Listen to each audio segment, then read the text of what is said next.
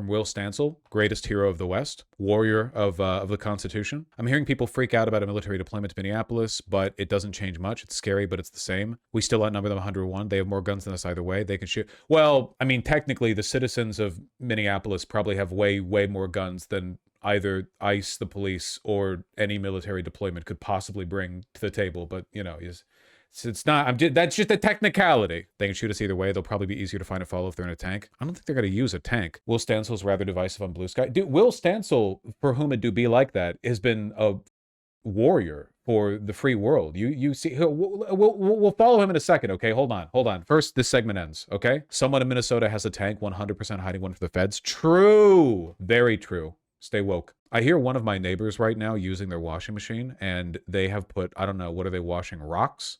Oh boy, I hope I hope they stop that noise soon. Jesus Christ. I appreciate being left in the cops and military. Yeah, look, it's not like, I'm not one of these like patriotism above all dipshits or whatever. It's more like anybody on the left who believes that the cops, ICE, and the military all fall into the same like material category in terms of their opposition to our interests just is ignorant, you know? I just want people to know more about why things are the way they are, and like what needs to be done in response to it. Because if you can't do it, I mean, it's important. It's very important. Will Stancil, a great warrior of the West, has been live streaming, or at least recording himself. I don't know which, probably just recording himself, following ICE vehicles. This is what they're doing over here in the Twin Cities. They identify ICE vehicles and they follow it with a convoy of vehicles, and they just spam the horn over and over and over again.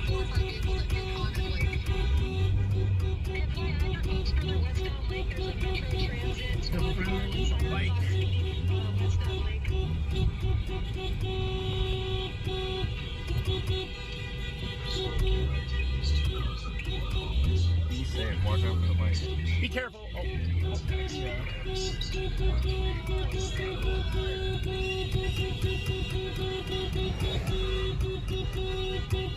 Day in, day out.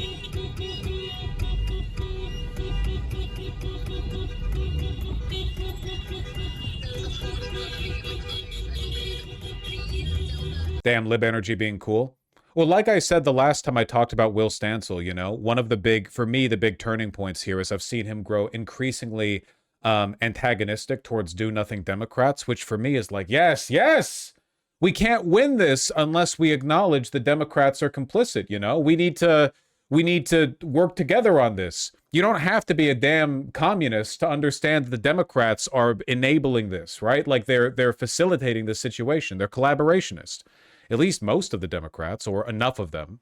Can't you just slash their tires and break the windows? Yeah, that's a great idea. Go up to the car occupied with 8 twitching armed neo-Nazis and go ahead and smash their windows in. That's a phenomenal plan you've got there.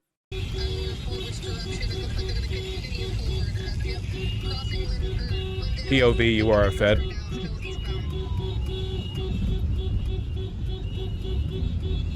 Man, they're gonna get hit. Yeah, you be careful, please. You're making me nervous here.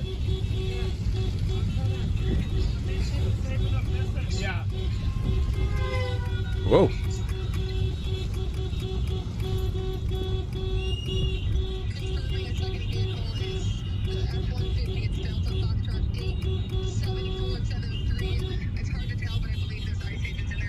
Have you seen the Breaking Points convo with Van Hollen? No, I have not. Say yes, it's ICE. Yes, it's ICE. We're heading north on, where are we on? Grand. We're heading north on Grand from 31st and Lake. We're right behind them, honking. How based is this, man? Yep, visual confirmation on DF. Visual confirmation on Michigan DF 874. Yeah, and the other one too. Border Patrol's uniforms. Insanely based and brave as fuck. I'd be so scared to do this. I've seen discourse on Twitter where people were like, Will Stancil's politics are annoying, but I have to acknowledge he's braver than I'll ever be. Like, from a lot of people, they're like, we can't ever make fun of him. When this is all over, when he starts talking about, I don't know, what do liberals like to talk about? Pell Grants.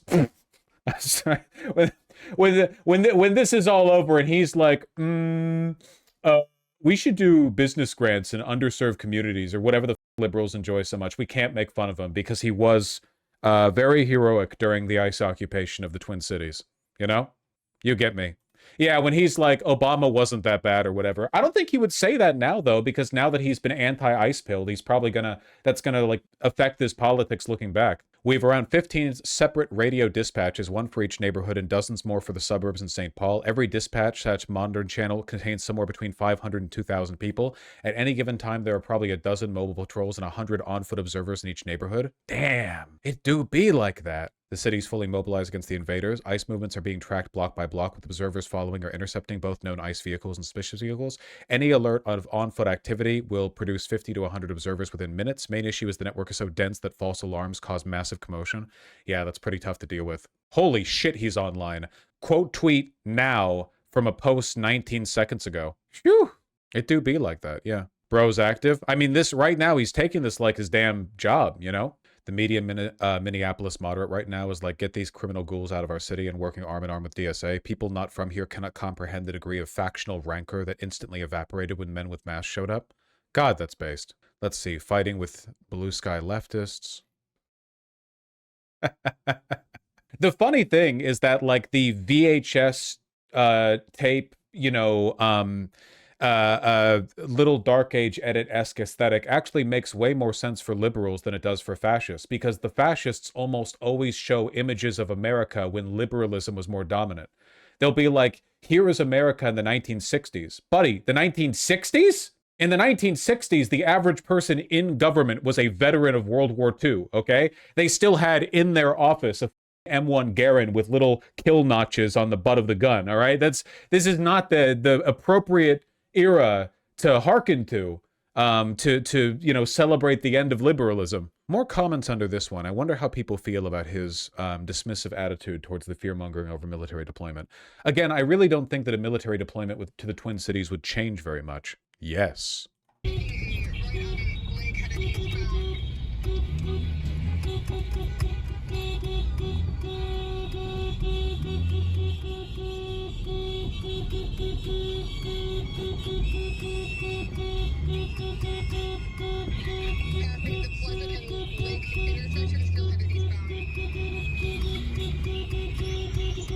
We should all carry whistles. I mean, yeah, if you live in Minneapolis right now, 100%, absolutely.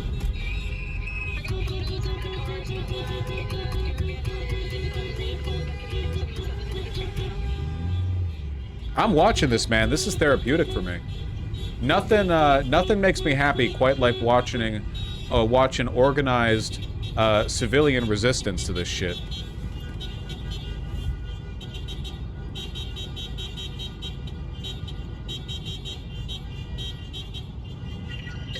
I'm 2 vehicles back from the F-150 that with the Michigan plates. We're stopped at the light at Blaisdell and Lake.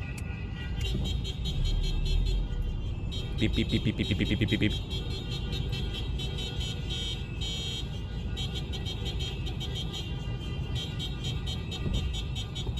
Beep, beep, beep, beep, beep, beep, beep, beep, beep, beep, beep, beep, beep.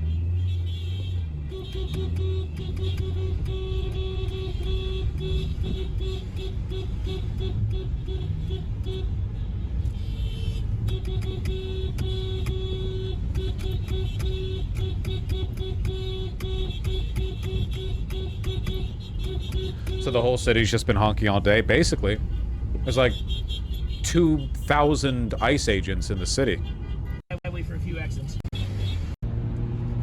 On the highway.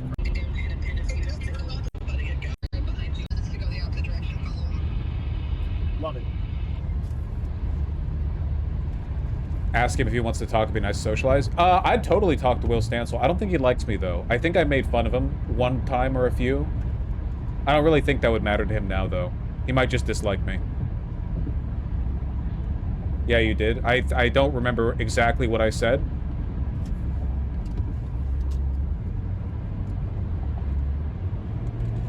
Lol, one time or a few. Listen, okay, I've got a bad memory. I'm gonna follow the first one. You follow the F-150.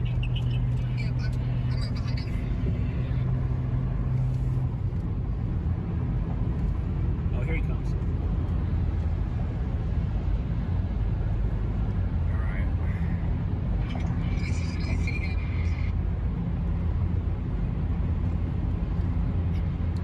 So base, there are white people standing guard outside Somali mosques blocking ICE. Talked to a Somali man today who said his mosque last night was surrounded by neighbors ready to protect them against ICE if needed. Made me feel proud to live in the city. Unfortunately, Aaron Rupar sucks the dick of politicians who think that ICE still needs its funding raised. He's like fully on board with the like, well, if we simply gave them more money for training, you know? Not a good liberal.